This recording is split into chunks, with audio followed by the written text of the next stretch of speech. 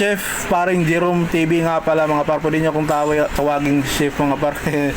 Dahil nag-school tayo dito ngayon mga paro. Tingnan yung logo niya na yan mga paro. DMMA College Southern Philippines mga par. So nandito kami ngayon sa facility nila, sa kusina nila mga par. Napakalinis, puro stainless mga par.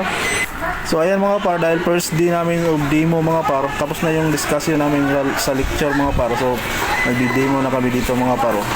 So ayan mga paro, patingin-tingin lang muna kami dyan, pa-video-video lang muna kami dyan. Habang wala pang ginagawa, nag-content muna ako dyan mga paro. At least may content tayo ngayon mga paro. So ayan mga paro, nagtutulong-tulong muna kami dyan, maglinis ng mga gulay, mag-chop ng mga gulay. Tapos maglinis ng ng mga paggamitan dyan. So ayan mga paro, habang nagluluto siya yung chef namin ngayon dyan. Iwan mo anong pangalan niyan mga paro. So nagluluto siya ng chop suey mga paro. Laki ng kawali nila mga paro. Tapos ang lakas pa ng ingay ng gasol.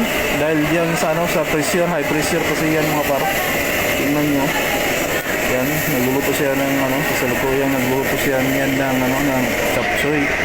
Chop suey. So ayan mga paro, kalderitang baboy. Nagtaka ako ba't nilagyan nila ng peanut, parang na yun, kare-kare. Tapos yan, may tuna sila dyan, parang pili yata yan, tuna pili. So ayun, rito lang nila. Prito yan si Monton. Tapos yan sa kabila mga paro, nagluto sila ng manok, pinirito din yan, tapos nilagay sa sauce. Yan sauce nila sa sweet and sour. Tapos yan yung kalderitang baboy na may peanut. Habang yung mga kasama ko nasa likuran ni chef mga pare, nakaantabay sa niluto niya. Siguro kumukuha din sila ng technique dyan. So ayan mga pare, nagtaka ako kasi wala silang nilagay na dyan na MSG o magic syrup o anumang klaseng seasoning mga pare. Yung yung oyster sauce lang nilagay ni chef dyan. Kasi bawal daw, hindi sila gumagamit. Hindi sa bawal, hindi sila gumagamit talaga pag international na mga luto mga pare. Yung mga seasoning na typical lang ginagamit natin sa bahay mga pare. So yan mga pare, nag-picture kami doon kasama yung instructor namin. So ayan, may chicken balls cordon balls sila doon. Iba din yung yung chicken cordon balls yun ang ginawa nila. So gayahin ko din yun para sa mga bata sa bahay mga pare. Sarap nun.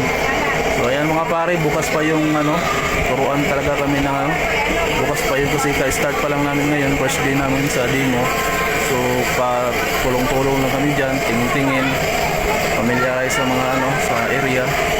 So ayan mga pare, bukas mag-demo na kami talaga, turuan na kami na magluto o maggawa ng sauce talaga. So bukas mga pare, update ko kayo mga pare. So ayan, pauwi na kami mga par. Ang late pala ng DMMA. So tingnan nyo pa paro, ang late lang ng area nila, pero may swimming pool dyan para sa mga seafarer mga pare.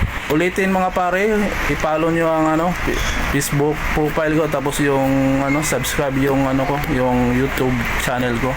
Hanggang sa muli mga pare, pwede nyo na akong tawagin Chef paring Jerome TV.